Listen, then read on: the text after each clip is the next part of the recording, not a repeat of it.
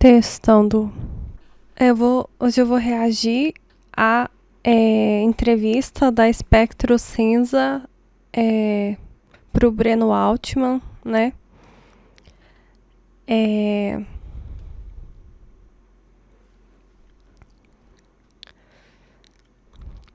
O que eu penso dessas duas pessoas, né? O Breno Altman, desde que eu vi o debate dele com o Paulo Bilinski, eu acho ele um ícone. Mas eu não conheço mais muita coisa dele também, não. E a Espectro Cinza não sei, eu tenho a impressão que esse pessoal da direita é todo meio psicopatinho, sabe? Tipo, tem um debate que eu vi dela, um trecho com a Caroline Sardá, em que a Caroline estava falando sobre uma violência sexual que ela sofreu e a Espectro Cinza ficou, tipo, meio que desdenhando, assim, sabe? Eu achei isso bem problemático, sabe? Mas, enfim, vamos ver aqui essa entrevista. São 2h15. Chama programa 20 minutos, mas dura 2h15. Provavelmente eu não vou assistir até o final. Vou assistir até onde eu aguentar. Boa noite. Hoje é 7 de agosto de 2026. Meu nome é Breno Altman e estamos dando início a mais uma edição do programa 20 Minutos. O feminismo costuma ser identificado com a esquerda, mas há vozes que reivindicam a bandeira feminista a partir do campo liberal e conservador, como é o caso de nossa convidada Glenda Varotto, conhecida nas redes por seu canal Espectro Cinza. Palestrante e escritora, ela difunde o que batizou como conciliacionismo de gênero e se apresenta como uma feminista defensora da razão e do liberalismo. Integrou o Movimento Brasil Livre, o MBL, foi cotada para uma candidatura a deputada federal e deixou o movimento em abril deste ano. Nessa conversa, vamos conhecer melhor sua trajetória e suas posições. Fiquem conosco, já vamos começar.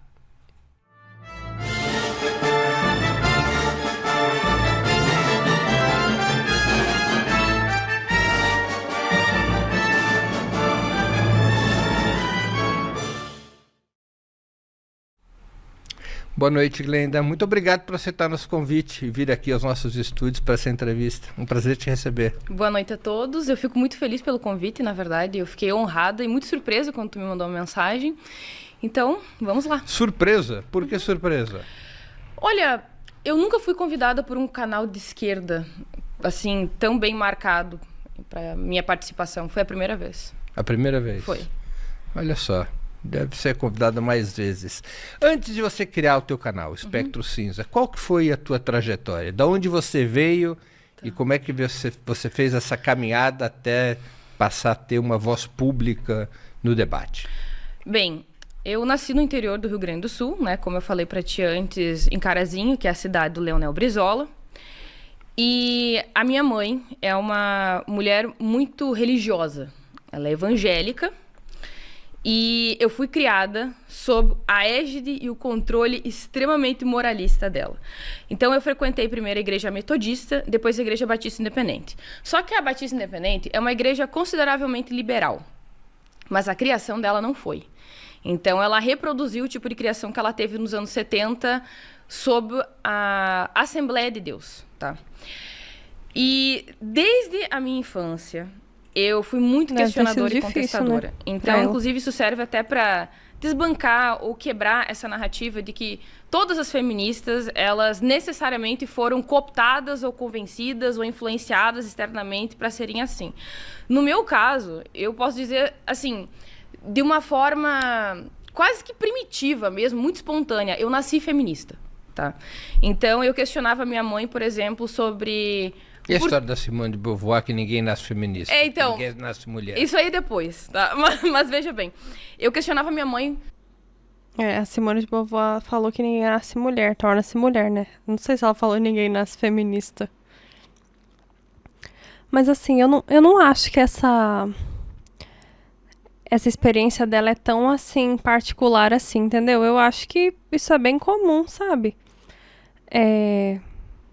Tipo, as mulheres se tornam feministas porque elas são cooptadas? Acho que não.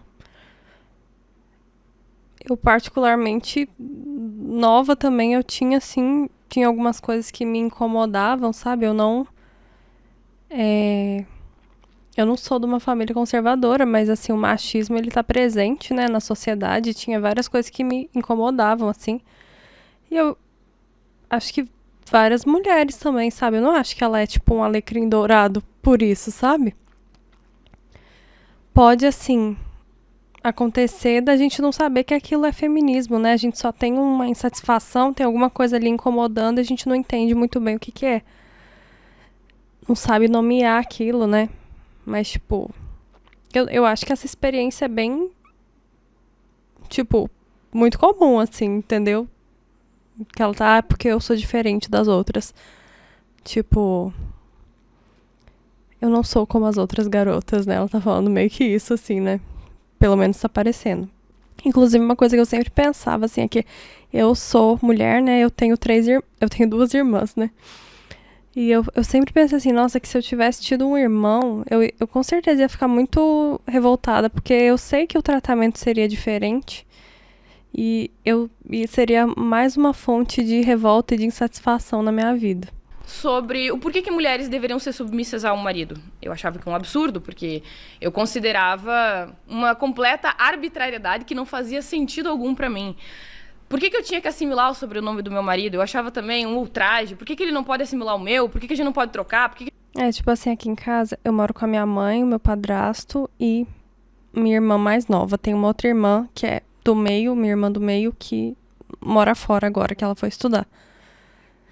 Mas a minha irmã mais nova, que tem 10 anos, ela fica assim, por que o meu pai não lava a louça? Ela que fica questionando essas coisas, entendeu? O que é um absurdo, né? Eu também acho um absurdo, né? Mas fazer o que? O casamento não é meu, né? Mas assim, tipo, eu acho que isso é uma coisa bem natural, sabe? Porque é estranho, entendeu? Tipo, o machismo, ele não é uma coisa natural, ele é uma coisa artificial. E causa uma estranheza, né? A gente não pode juntar, já que faremos uma nova família. E eu tinha uma certa intuição, não de que a sociedade odiava as mulheres, mas de que havia uma espécie de condescendência, uma complacência, como se as mulheres fossem meio bobinhas, debilóides, estúpidas. E isso me deixava extremamente irritada. E isso gerou até mesmo um certo ódio, eu tinha uma certa automisoginia. Ah, tá. Isso que ela falou eu acho interessante, mas eu acho que existe um recorte. Tipo assim, eu acho que em alguns lugares o machismo se manifesta dessa forma que ela falou. Tipo, com essa condescendência às mulheres. Mas em outros lugares as mulheres realmente são, tipo, odiadas e elas sofrem violência, né? Sistemática, física e tudo mais. Eu acho que isso vai muito do lugar dela também de ser uma mulher branca, né? Isso é muito, assim, pauta do feminismo branco, né? Tipo, as mulheres brancas que geralmente contam, né, teoricamente, com essa proteção, né? E essa infantilização, né? E mulheres de cor, mulheres periféricas, elas não vivem essa realidade geralmente, né? Eu acho que eu, particularmente, já passei pelas duas situações. Me deixava muito irritada com a sociedade no geral também. E isso era espontâneo, era natural, porque também eu era muito competitiva. Então, eu tinha certos debates em casa com a minha mãe, certas discussões. Eu tinha contestações também na escola, embora eu sempre tenha sido uma boa aluna, eu respeitava bastante as autoridades escolares, principalmente. E a mesma coisa em relação aos meus amigos. Então, a minha natureza sempre foi muito contestadora. Por isso que eu digo que eu nasci feminista. Eu fazia certos questionamentos que não faziam sentido na minha época, até porque nessa época, nesse período, ninguém falava sobre isso. Eu nunca tinha ouvido falar sobre machismo, sexismo, misoginia, feminismo. Nada disso passava pela minha cabeça. Então, simplesmente foi algo que surgiu espontaneamente em mim. Outra coisa, eu também não tinha um sonho de casar, ter filhos, um marido, e aquela casinha branca com cerquinha e cachorro, e aquela vida perfeita da família Margarina. Na verdade, aquilo me causava calafrios. Assim, eu acho muito esquisito, porque O que você queria ser quando era criança? então, aí que tá. A primeira profissão que eu pensei em ter quando eu era criança é ser astronauta. Depois eu Eu tinha quis. certeza que você ia responder isso. É sério? É sério. Não, você tá zoando. Absoluta certeza. Se meu cérebro pudesse ter sido gravado, ia ter essa Não é resposta. possível, não consigo acreditar.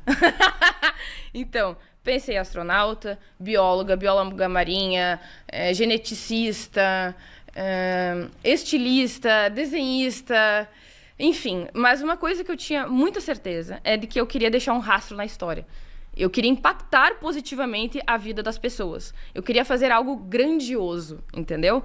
E eu não conseguia ver conciliação em fazer algo grandioso com ter uma vida comum, uma vida cotidiana, uma vida altamente compartilhada com outras pessoas, né? Então, eu simplesmente não me identificava com esse modo de vida, entendeu? E ninguém me ensinou, entendeu? Como eu falei, eu fui criada de uma forma muito tradicional. Eu acho que é assim. Enquanto mulher, pra gente é muito difícil mesmo. Você vai ter uma família, né? Marido, filhos, e ainda vai conseguir ser pica das galáxias no seu trabalho, assim, tipo. Porque geralmente o casamento ele demanda muito mais de mulheres, né? Do que dos homens, né? Geralmente pros homens é o contrário, né? O casamento é bom pra eles, né? Que eles têm uma pessoa pra fazer as coisas pra eles, né? E geralmente até ajuda, né? Nesse caso, né? Você tem irmãos? Não, eu sou filha única. E a minha mãe, ela é altamente conservadora, do ponto de vista psicológico, que inclusive eu vou desenvolver um pouco sobre isso. E o meu pai, ele é mais liberal, em sentido de usos, costumes, a forma como ele vive, as convenções, é de uma forma muito mais liberal e individual. E eles estão juntos até hoje, né? Então, inclusive, é engraçado porque também, mais uma vez, quebra a narrativa de que toda feminista não tem pai presente, né? Que isso é muito comum de ser acusado. E eu tenho um profundo amor e uma admiração pelo meu pai. A mesma coisa hoje em dia pela minha mãe, embora nós tenhamos muitos conflitos no passado. Um breve comentário que eu gostaria de fazer. Enquanto eu editava o vídeo, eu pensei sobre isso, né? O quanto o machismo ele é curioso. Porque olha só, a gente vive numa conformação, né? Numa organização do poder em que muitas vezes os homens eles não precisam ir lá e fazer a manutenção do patriarcado, entendeu? Muitas vezes as mulheres fazem esse trabalho. Isso é uma loucura, né, se a gente parar para pensar. Então, eu às vezes considero que as mulheres, elas são tipo assim, algumas, né? Elas são zeladoras do patriarcado. E outra coisa também, se vocês quiserem depois assistir o vídeo que eu falei sobre a síndrome de Estocolmo social, sobre o livro Amar para Sobreviver, a autora ela fala um pouco sobre isso, sobre o quanto muitas vezes, né, a gente sente medo, né, as mulheres sentem medo de serem punidas por de questionarem, né, a lógica patriarcal. E aí então elas ficam fazendo de tudo para agradar os agressores, né, que no caso são os homens. Mas hoje em dia estamos muito bem. E aí houve um momento em que eu tive meu primeiro contato com o feminismo, que foi pela Wikipédia. Eu estava pesquisando vários assuntos. Você ainda estava no assim. ensino médio? Eu estava com uns 15 anos. E aí... Ainda em Carazinho? Isso, ainda em Carazinho. E aí eu comecei a pesquisar alguns assuntos e, de repente, eu vi aquele hiperlink, assim, feminismo.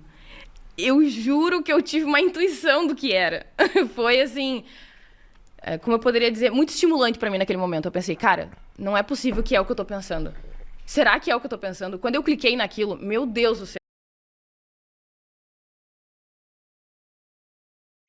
Tipo assim, engraçado, né? Ela aconteceu uma coisa na vida dela e ela, uau, eu pensei isso, meu Deus, sei lá.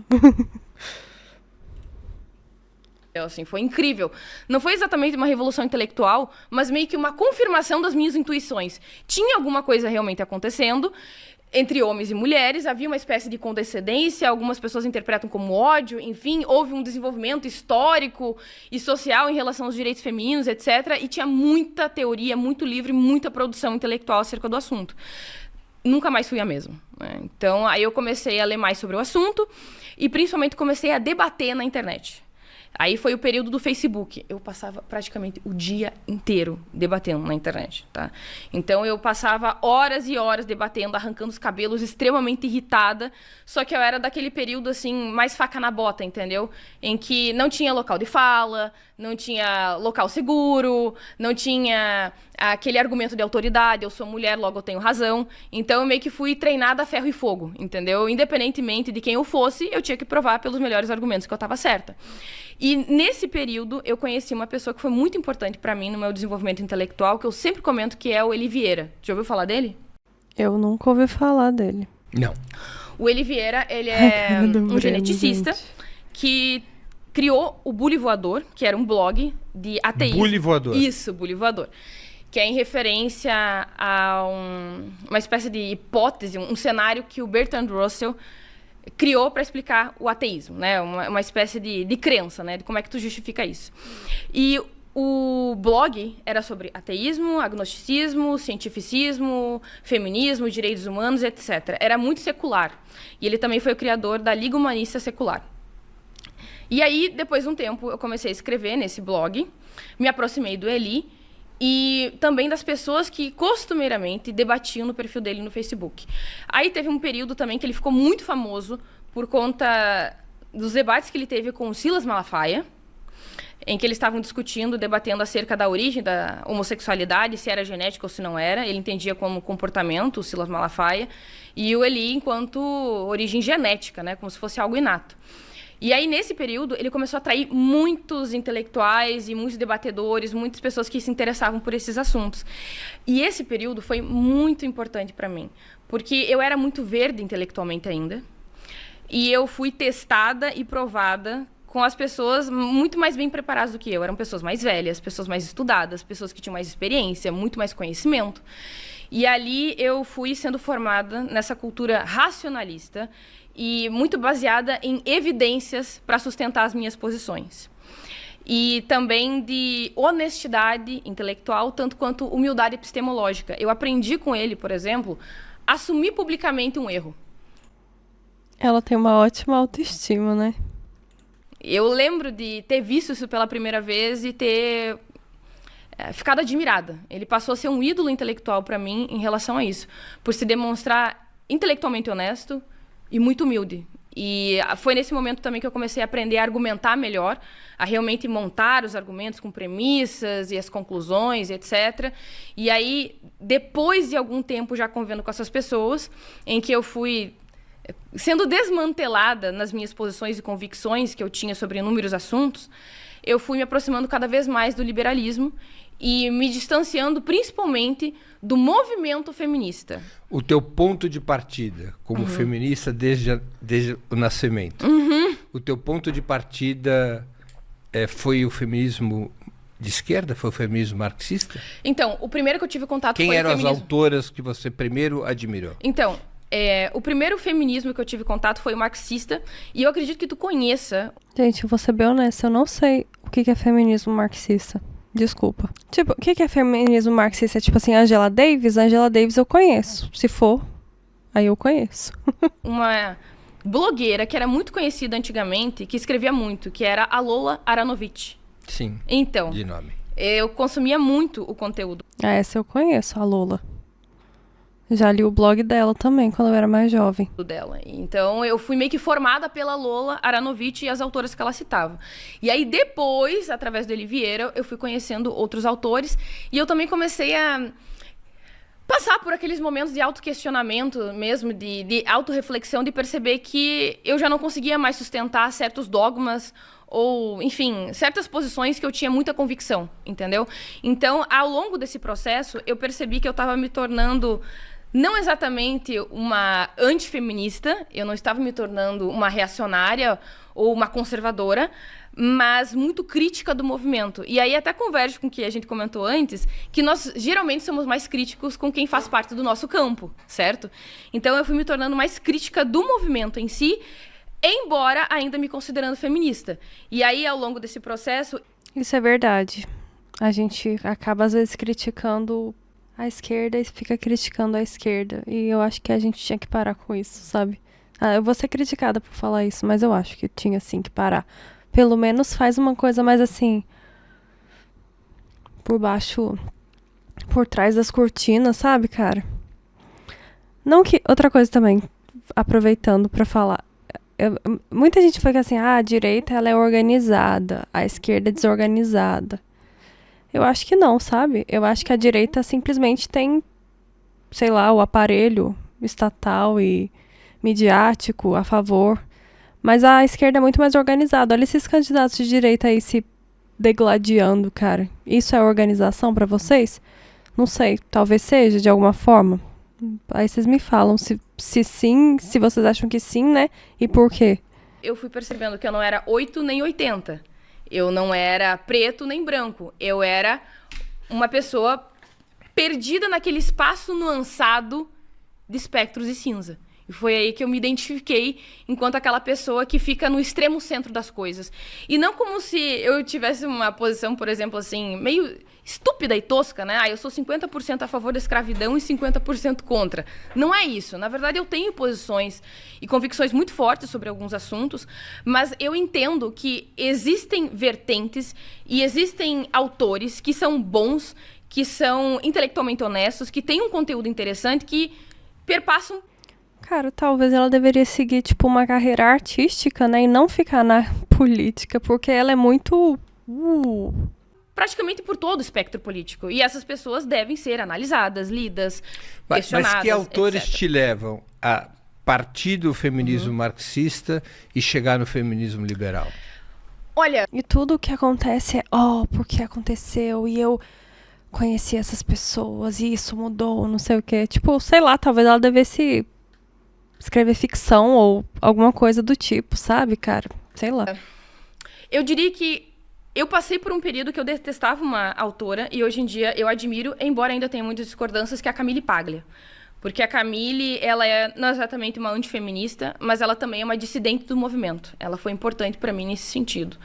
A Susan Haack também, que ela é uma filósofa analítica e ela tem uma perspectiva mais cientificista e evidencial. Ela se considera feminista também e ela foi importante para mim nesse sentido. Deixa eu pensar quem mais. Steve Pinker, que na verdade ele não é, como poderia dizer, uma feminista, né? Ele é um autor que se posiciona também em direção ao liberalismo, um progressismo, mas muito bem fundamentado evidencialmente. Mas que ideias te fazem deixar de ser uma pessoa próxima do marxismo para ser uma pessoa próxima aos valores e às ideias liberais? Perfeito. O que te fez transitar de um lado a outro na sua juventude? Ok. Bem, eu considero que existe uma estrutura, um certo esquema de interpretação da realidade que é marxista, que é transferido para várias outras interpretações fenomenológicas da sociedade. Então, por exemplo, a divisão de oprimido versus opressor, certo? Antigamente, eu tinha essa convicção de que, basicamente, a sociedade era dividida dessa forma. Um esquema dualista maniqueísta, muito simplificador, em comparação com a realidade de como realmente as coisas acontecem, de como são as relações humanas, de como existem influências que vão além dos fatores materiais. Mirou no Marx e acertou no Nietzsche, possivelmente. Mas também que tem fatores psicológicos, evolutivos, psicológicos, e que a teoria marxista ela é muito limitada para compreender como esses fenômenos realmente acontecem. E aí eu tive contato com outros autores, como por exemplo, que fenômeno? Olha, deixa eu pensar. De entender que necessariamente o homem... Por exemplo, eu vou dar uma caso do divisão do trabalho, tá? A divisão... Ela fala que a teoria marxista é limitada. Eu duvido que ela já leu alguma coisa do Marx, cara. Sexual do trabalho. A opressão da mulher começou devido à divisão sexual do trabalho, em que as mulheres necessariamente precisavam ficar em casa, enquanto os homens iam para fora e caçavam, etc. Isso não aconteceu exatamente pela divisão. Tinha que existir uma lei, tipo assim, que para a pessoa opinar sobre um assunto, ela tinha que fazer alguma prova para provar que ela tem um conhecimento mínimo e para opinar sobre esse assunto. Sexual do trabalho. Na verdade, isso tem uma origem biológica anterior. Só que, veja bem, isso é muito importante sempre de se pontuar, porque as pessoas elas confundem normatividade com descrição. Então, quando eu estou descrevendo o fenômeno, eu não estou dizendo que ele é certo ou que ele é errado. Eu estou dizendo que as coisas aconteceram de determinada maneira, tá? Então, quando eu estou dizendo que isso tem uma origem biológica, eu estou me referenciando que existiram certos hábitos ao longo das gerações, ao longo de milênios, que foram mais eficientes para a manutenção da linhagem de determinadas famílias ao longo do tempo, que determinaram certos locais na sociedade. Agora, isso não significa que eu acho que é correto, que a gente tem que manter isso hoje em dia na sociedade. E esse é um exemplo do caso da divisão sexual do trabalho. As fêmeas humanas, ao longo de milênios, elas começaram a cuidar da prole, não exatamente por uma, como poderia dizer assim, uma imposição patriarcal. Na verdade, o que aconteceu é que isso foi mais eficiente para a manutenção da linhagem ao longo dos milênios. Então, as mães, elas ficavam mais tempo cuidando dos filhos, porque os filhos eles são muito mais dependentes das mães do que em comparação com outros animais humanos. Você tem o período em que essas crianças ainda estão se desenvolvendo. E assim, olha só, eu acho que esse é até um aspecto bem relevante. Por exemplo, a concentração de recursos, tá? A concentração de recursos, por exemplo, os homens proibirem as mulheres de terem acesso à educação, acesso ao trabalho, acesso ao poder. Isso, embora tenha um estabelecimento cultural, existe um estabelecimento institucional ao longo dos milênios, isso também tem uma origem anterior, que é biológica. Você vê os machos de outras espécies de macacos fazendo a mesma coisa.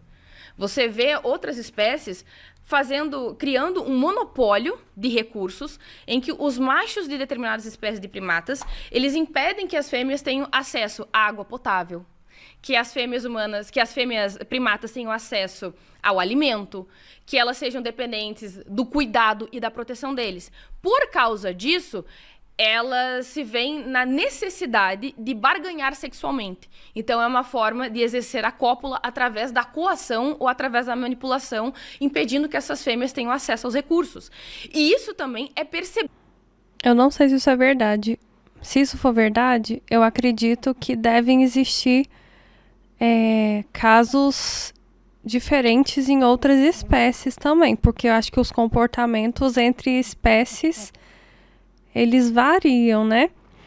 Mas eu não sei. Nunca tinha ouvido falar disso que ela tá falando. E aí você vai escolher qual, né? Você vai escolher o quê pra justificar, né? Tipo assim. Porque, sei lá, cara, nos gafanhotos a fêmea, ela come a cabeça do macho, tá ligado? Então, a Elise Matsunaga, ela tá tendo ela teve um comportamento natural, entendeu? A gente vai ficar fazendo essas correlações, tá ligado? Entre os seres humanos. E aí você pode interpretar. Por exemplo, Alice Evans, que é uma escritora que eu gosto muito, ela conceitua que o patriarcado, na verdade, não é que todos os homens na sociedade têm poder, mas que geralmente quem tem poder numa sociedade são os homens. E as mulheres são excluídas disso. Entendeu? Então, eu não consigo ver no marxismo essa possibilidade interpretativa de entender que tem alguns aspectos inatos que estão presentes até hoje no comportamento humano e que, reconhecendo isso, você pode, de certa forma, dissuadir ou reformular a sociedade de modo que ela seja mais igualitária.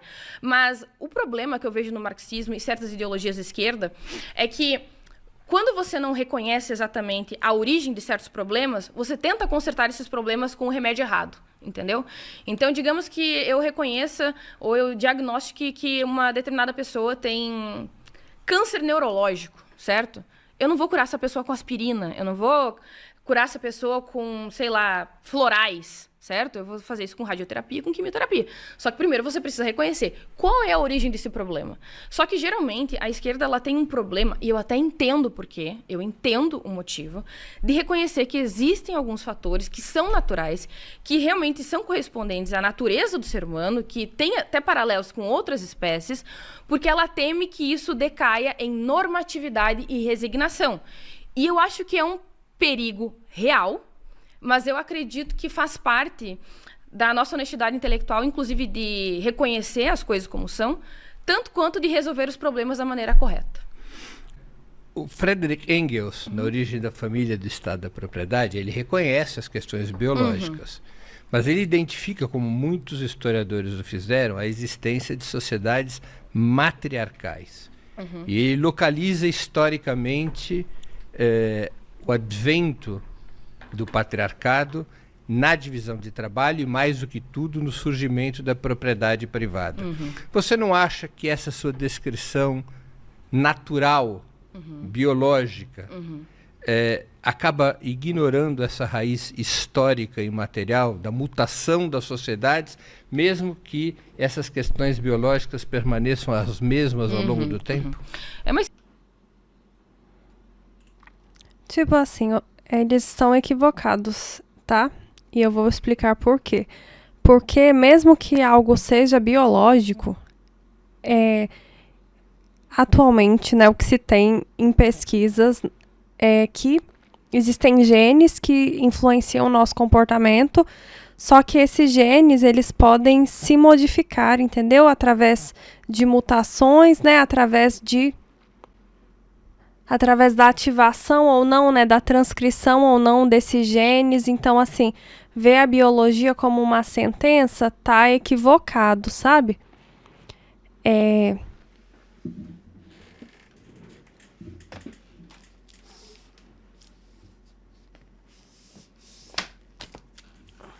Deixa eu ver se eu acho uma coisa aqui.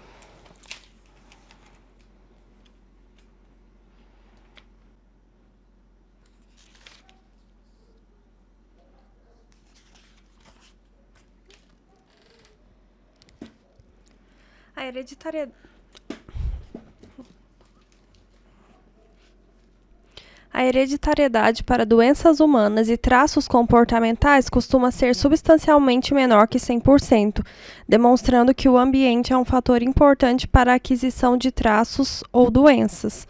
Traços comportamentais, no caso, né? A hereditariedade para muitos distúrbios neurológicos, transtornos psiquiátricos e traços comportamentais calculada a partir dos estudos com gêmeos é de cerca de 50%, mas pode ser mais alta ou mais baixa para determinados traços. Uma coisa específica aqui que eu quero mostrar para vocês. Embora os genes especifiquem o desenvolvimento e as propriedades iniciais do sistema nervoso, a experiência de um indivíduo e a atividade resultante em circuitos neurais específicos podem, por si só, alterar a expressão de genes. É isso que eu queria encontrar. É muito interessante, olha. Receptores de neuropeptídeos regulam comportamentos sociais de várias espécies. Muitos aspectos do comportamento estão associados às interações sociais de um animal com outros animais. Comportamentos sociais são altamente variáveis entre espécies, mas ainda assim apresentam um grande componente inato dentro de uma espécie, que é controlado geneticamente. Uma forma simples de comportamento social foi analisada no nematelminto. Ai, meu Deus, não sei ler.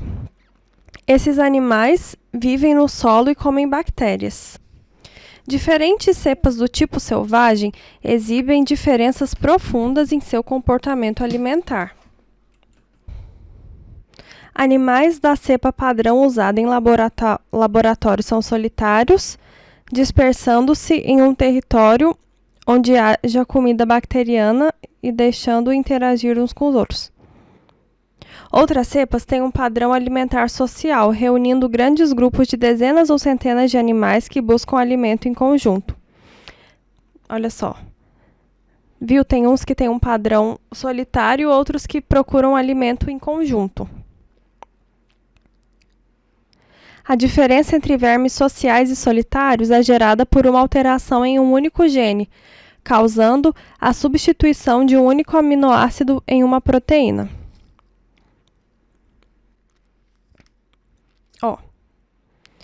Receptores de neuropeptídeos também têm sido implicados na regulação do comportamento social dos mamíferos. Mais interessante, né? Os neuropeptídeos ocitocina e vasopressina estimulam, em mamíferos, comportamentos de formação de vínculos, como a formação de pares e o estabelecimento de laços parentais com a prole. Em camundongos, a ocitocina é necessária para o reconhecimento social, a capacidade de identificar o indivíduo familiar.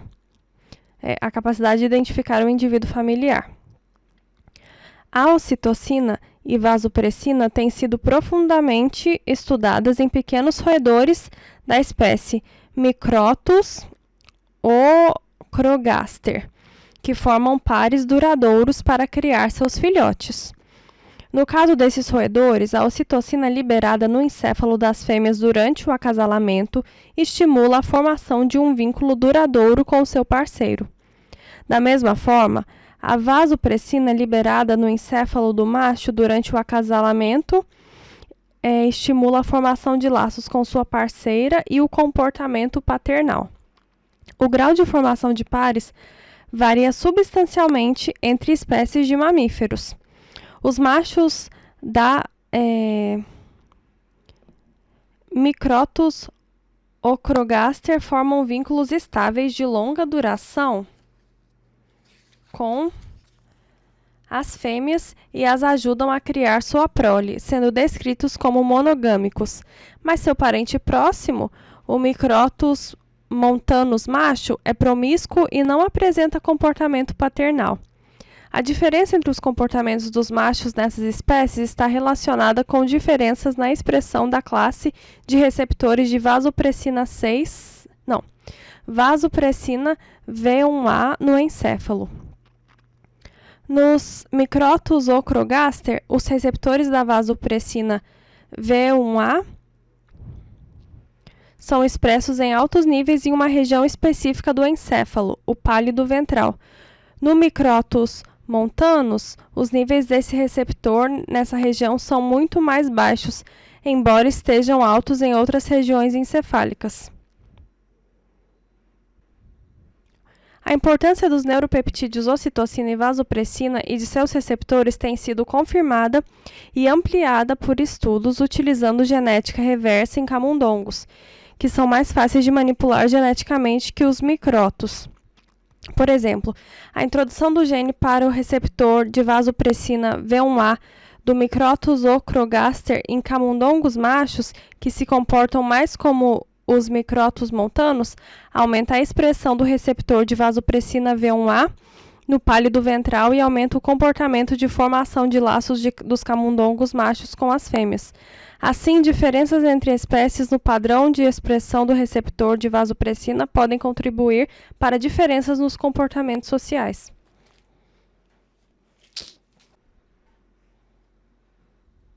Permaneçam as mesmas ao longo do tempo? É uma excelente pergunta, porque, veja bem, primeiro, em relação às sociedades matriarcais, elas existiram, é importante também distinguir, né, o que é uma sociedade matrilinear de uma sociedade matriarcal. Por exemplo, os judeus são matrilineares, né? Agora, sociedades matriarcais, embora elas tenham existido, inclusive tem algumas ainda que existem atualmente, elas sempre foram muito pequenas ou minorias e nunca conseguiram se expandir. Até porque tem a dependência de uma certa mentalidade social e cultural que corresponde a uma cultura mais feminina, tá? Mas eu não acho, de nenhuma maneira, que isso signifique ignorar os fatores históricos. Eu penso que a origem biológica também influencia os fatores históricos e eles são muito relevantes, inclusive, para a gente compreender como tem certas questões e condições sociais que a gente não brinca, tá? E eu vou dar um exemplo. Como eu entendo que o patriarcado é natural, e isso é diferente de dizer que ele é bom e que ele é desejável, eu penso que nós não Você podemos... está dizendo o natural, você está empregando como ele é biológico. Isso. Eu penso que ele é biológico, tá? Em que, geralmente, por questões evolutivas, os homens vão ter mais poder na sociedade do que as mulheres. Mas eu não tô dizendo que isso é bom, tá? Muito pelo... Porque, na real, tudo é biológico, né? Tipo assim, nós somos seres biológicos, então tudo que a gente faz é biológico, né? Eu acho. contrário, eu acho que... Senão a gente passa parte dessa coisa de divisão, né? Entre, tipo, o ser humano e os animais. E uma parte animal, uma parte racional. Tipo assim, meio que eu acho que isso não faz muito sentido não, sabe? é ruim, tá? Só pra Mas se ele é esclarecer. biológico, ele não é irreversível? Então, eu penso que você tem formas de mitigar e reduzir através de dispositivos sociais. Por exemplo, na política, eu penso que é péssimo quando não existem muitas mulheres na política, tá? Formas de mitigar isso, criando cotas, entendeu? E aí, embora, por exemplo, existam inúmeras laranjas que estejam lá apenas para fazer presença, para preencher cota num partido, a mera presença de uma mulher já causa uma determinada pressão, uma certa mudança de comportamento, como se a presença de uma mulher fosse, como eu poderia dizer assim, uma força civilizatória no ambiente. Então, imagina... Eu não sei se eu acho que dá pra usar esse termo força civilizatória, mas eu acho que só a presença, né, tipo, já é bom, entendeu? Já é alguma coisa, né? Por isso que eu, tipo, defendo as cotas, por exemplo. Porque isso vai mudando a conformação da sociedade, né? Um paralelo daquela mulher que entra numa barbearia. Os homens estão falando de traição, de sexo, estão arrotando e peidando. Quando chega a mulher, todos se calam. É como se ela fosse, pela simples presença, um agente civilizatório comportamental. Então, ainda que existam certas mulheres que estão lá só para fazer presença, elas já servem para alguma coisa. A mera presença de uma Mas às vezes elas também vão sofrer violência, né, essas mulheres. mulher em espaço de poder é importante, tá? Aí, voltando sobre... Qual que foi essa pergunta mesmo? Ah, sim, sobre ser reversível, né? Então... Se é possível ser superado para Isso, trás. isso. Porque se ele é biológico... Então, eu penso que, do ponto de vista de organização social, sim. Agora, de instintos, você precisa... Ó, gente, a biologia, ela não é uma sentença, tá bom? É que assim, ó... Instintivamente, Por isso que, inclusive, eu também defendo o feminismo queer. você está sempre, o tempo todo, lutando contra as tendências naturais. Então, eu sempre faço um paralelo, né, uma analogia com empurrar a pedra de Sísifo, tá? Você está empurrando aquela pedra, empurrando, chega lá em cima, ela rola mais uma vez. E você empurra. É basicamente a força humana contra as forças do caos da natureza. Então, a natureza ela é fronteiriça, ela é imprevisível, ela é caótica e ela é quase que indomável. Mas através da tecnologia, através do desenvolvimento filosófico, nós conseguimos manipular a natureza, controlar a natureza, de modo a incentivar determinados comportamentos e dissuadir outros comportamentos. Então, por exemplo, você tem formas de incentivar uma maior valorização da mulher em uma sociedade, na medida em que tratar as mulheres mal é mal visto. Então, você está dissuadindo o comportamento. Eu vou dar um exemplo do caso da Alice Evans, em que ela cita alguns casos de países no Oriente Médio. Ela cita um caso do Paquistão, tá? Em que, basicamente, as mulheres, elas são integralmente dependentes dos recursos. Falando nisso, o Afeganistão é horrível, né? E eu não sabia o quão ruim era até recentemente, que eu vi que parece que existe uma lei que tudo bem o marido bater na esposa, ele só não pode quebrar os ossos dela. Mas se ele quebrar, ele fica, tipo, preso por 15 dias, alguma coisa assim. Recursos masculinos, tá? Ela cita essa sociedade em que, se uma mulher ela não tem um marido e ela não tem pai, ela morre de fome, ela fica dependente, ela vai virar, enfim, uma mulher abandonada. Esses homens, geralmente, eles só convivem entre si, certo? Então, as mulheres basicamente ficam enclausuradas. Toda a concepção de mundo desses homens gira em torno da aprovação de outros homens. Então, se as mulheres elas não se sentem cortejadas... É, porque as mulheres nesse tipo de sociedade, elas não são nem sujeitos, né? Tipo assim.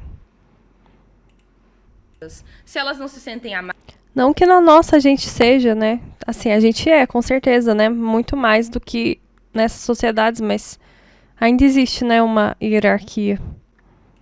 ou admiradas, isso é completamente irrelevante, porque não existe um sistema de incentivo de barganha que incentive que esses homens conquistem e cortejem essas mulheres. Porque existe o quê? O casamento arranjado. Então, independentemente dessa mulher querer ou não, ela vai se casar. Então, existe uma obrigação, uma instituição garantida de que ela vai se casar com alguém, portanto, esse homem não necessariamente vai ter que conquistá-la. Esse homem não necessariamente vai ter que fazer as vontades dela. E, inclusive, uma das formas que você incentiva, por exemplo, uma relação, uma dinâmica romântica entre o casal, é mantendo aquelas famílias expandidas, né? Aquelas famílias extensas. Então você vai ver que toda a família vive junto, os tios, os sobrinhos, os primos, as sogras, etc. E aí a Alice Evans, ela cita um caso de um casal paquistanês, se não me engano, que começou a se aproximar romanticamente, eles estavam mais interessados cada vez mais um no outro, e uma das formas que a sogra conseguiu afastá-los, ou ela tentava, era falando mal da própria nora, e ela cita um cenário, um relato muito interessante, em que, em dado momento, ela questiona o próprio filho dela. Por que você passa tanto tempo com essa mulher? Ela já não te deu o que você queria? Um filho saudável? E, a partir disso, ele começou a ser afastado da esposa dele, entendeu? Então, era uma forma de a mãe também garantir os recursos voltados para ela, entendeu? Porque se o marido dela morrer, quem vai sustentar essa mãe? Vai ser o filho. Agora, essa linha de argumentação no qual você dá essa centralidade à questão biológica ou à questão natural, como você descreve, e não Achei interessante, depois eu vou pesquisar isso. Coloca como perspectiva em relação ao patriarcado que ele só pode ser mitigado, ele não pode ser superado. Eu penso que ele pode ser superado institucionalmente. Mas se ele é biológico, como é que ele pode ser superado? Calma aí. Ele pode ser superado institucionalmente, ele pode ser superado culturalmente, mas ele não pode ser superado em instintos. É que assim, o patriarcado não está dentro de cada homem, não é esse o ponto. Existem certos instintos nos homens, nos machos da espécie humana, que quando coordenadamente e descoordenadamente eles agem em coletivo, que estrutura o patriarcado, entendeu? Então, eu vou dar um exemplo. O controle reprodutivo da sexualidade das fêmeas, tá? Essa é uma forma dos homens ter essa motivação de ter o controle sobre as mulheres. Olha, tem um exemplo que eu acho que é melhor ainda. O controle reprodutivo é uma coisa que realmente existe, né? E eu queria entender o motivo. Eu não entendo, assim. Eu nunca encontrei uma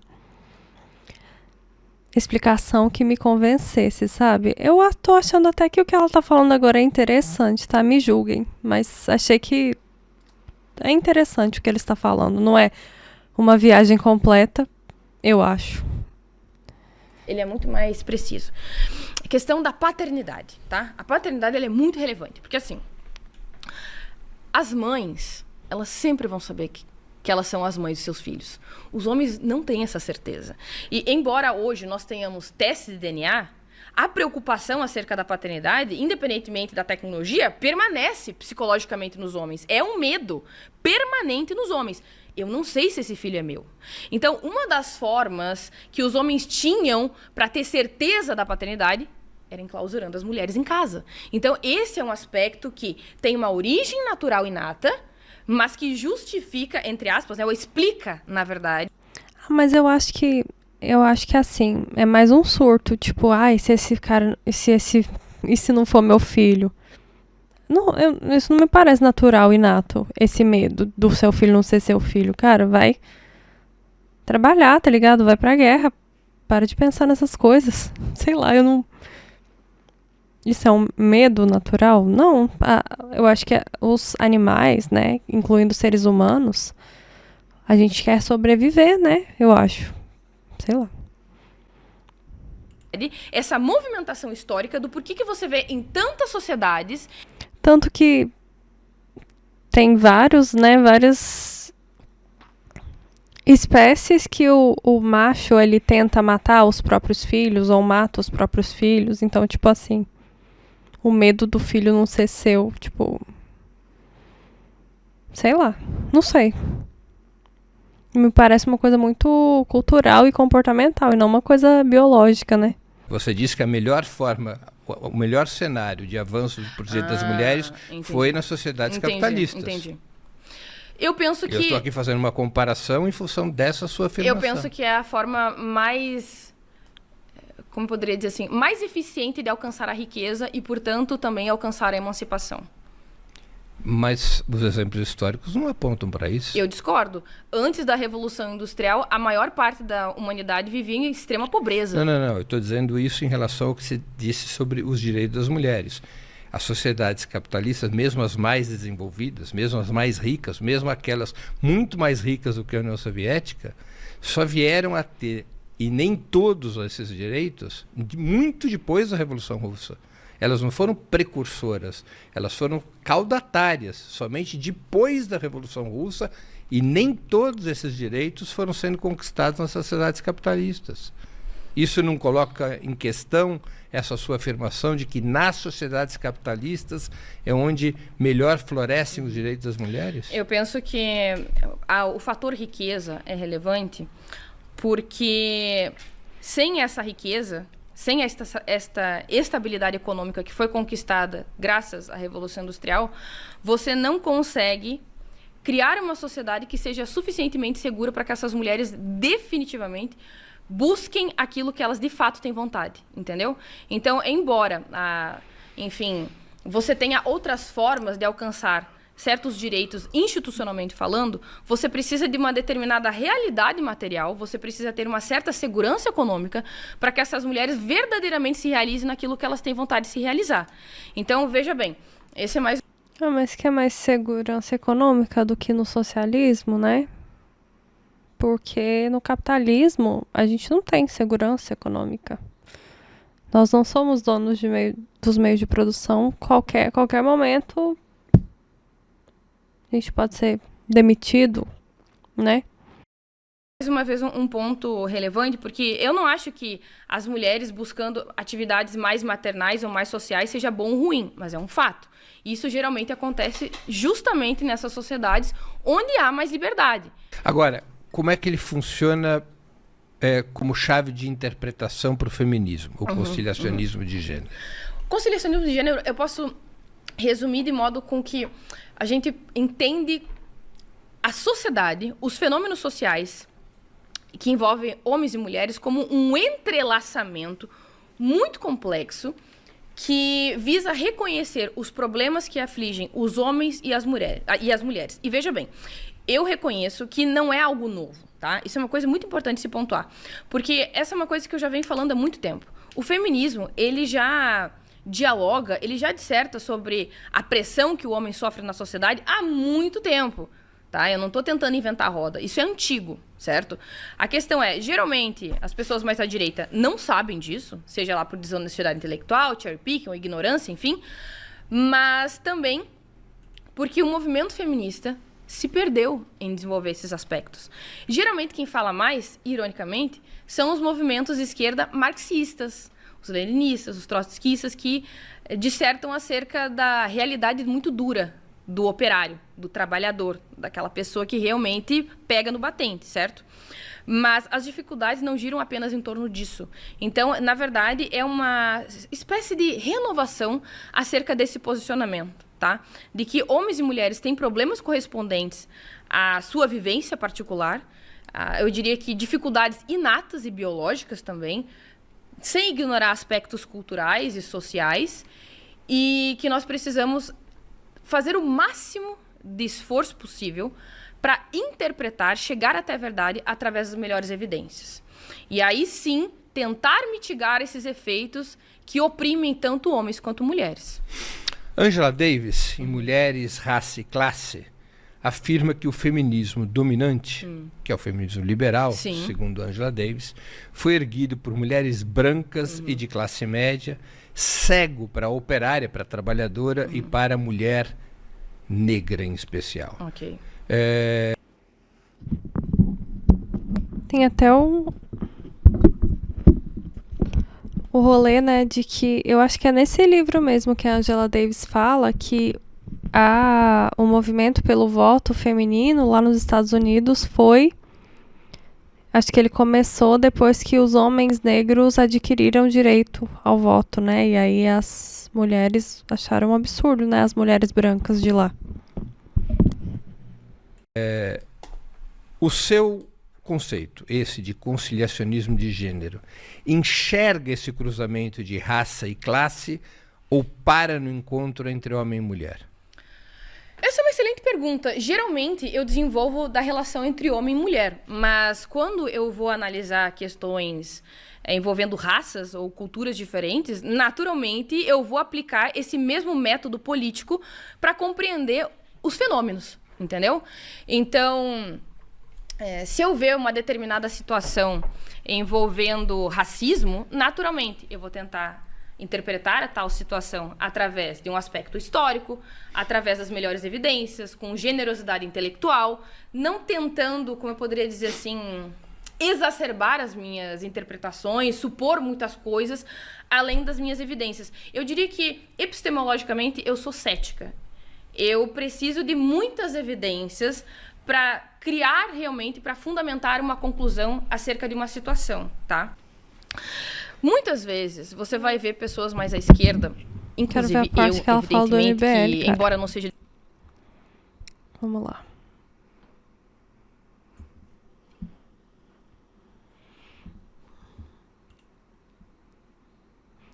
Nossa, nenhuma minutagem pra gente, hein? Social que você vê como próximo das suas posições. E se o teu feminismo é de esquerda ou de direita? Eu atualmente me entendo como uma pessoa que está no limbo. Tá? Mas veja bem, eu trabalho de modo com que a direita passe a se preocupar com coisas que ela ainda não se preocupa, entendeu? Politicamente, eu estou trabalhando pela direita. Mas jogando um jogo que é meu... Você vai votar em Flávio Bolsonaro? Dentro do time deles, não. Você vai votar em quem de direita? Olha, eu ainda tô pesquisando, tá? Não é porque eu tô tirando minha Ela da vai reta, votar no Lula, mas cara. nos últimos dias eu tenho assistido algumas entrevistas pra manter a minha posição. Mas absolutamente não vou Zema. votar no Renan, por exemplo, né? E... Sobraram Caiado e Zema. Ah, sobrou também o Augusto Cury. Ah, sim, o Augusto Cury. E sobrou também os candidatos de esquerda. Eu não vou me comprometer politicamente agora, porque eu preciso pensar bem, tá? Você não vai me colocar nessa saia justa. Mas, politicamente, tá? Em relação ao meu conciliacionismo de gênero, eu estou na direita, mas trabalhando para que certas questões passem a ser também valorizadas e consideradas pela direita, tá? Tem sido bem sucedida? Oi? Tem sido bem sucedida? Curiosamente, sim. Eu confesso que eu sinto uma gratificação muito grande em perceber como o meu trabalho tem sido eficiente em convencer as pessoas em relação a inúmeras pautas. Eu cansei de escutar isso. Ah, desconverti Red Pill, desconverti misógino, desconverti pessoas que odiavam feministas, entendeu? Ah, que bom, Só né? que esse Pelo é um menos trabalho isso, né? que ele é longo, que ele é demorado, tá? E exige muita energia e não sempre vai ser gratificante. Temos aqui muitas perguntas e comentários da nossa audiência. Vou escolher Vamos aqui ver alguns. a audiência. Gustavo Catão. Adoro, sou de esquerda. Em 2 podcasts recentes, ela disse não gostar de história do Brasil. Acho que se dedicasse, se tornaria de esquerda. É um comentário aqui do Gustavo Catão, contribuiu com o Ou Superchat. seja, Obrigado, ele tá dizendo que se ela estudasse, ela seria de esquerda. Ele tá dizendo que ela não estuda, né? Gustavo. Exato. Fernando XO5DV de novo. Contribuiu de novo aqui, pode fazer. Claro, nova. quantos quiser. O feminismo de esquerda mais ajudou ou combateu o machismo? Consegue citar pontos positivos? É uma excelente pergunta. Eu, pessoalmente, sou profundamente grata por todos os avanços que o feminismo conquistou. Mas, como assim? Seria um absurdo não reconhecer isso. E aí a gente pode entrar sobre a conquista do divórcio, a gente está falando sobre sufrágio, sobre a liberdade sexual, enfim. Chegou a hora do nosso jogo. Dale. Quero saber quem que você escolheria como a feminista que mais te serve de inspiração no mata-mata entre os principais nomes. Tá pronta? Tô. Bora lá. A cada nome eu vou rapidamente... Imagina chegar num negócio desse e você não conhece as pessoas que a pessoa te pergunta. Imagina. Vou ter pesadelos pensando nisso agora. Te dizer. Tá bom, né, gente? Ela falou e não disse muita coisa, né? É isso, então.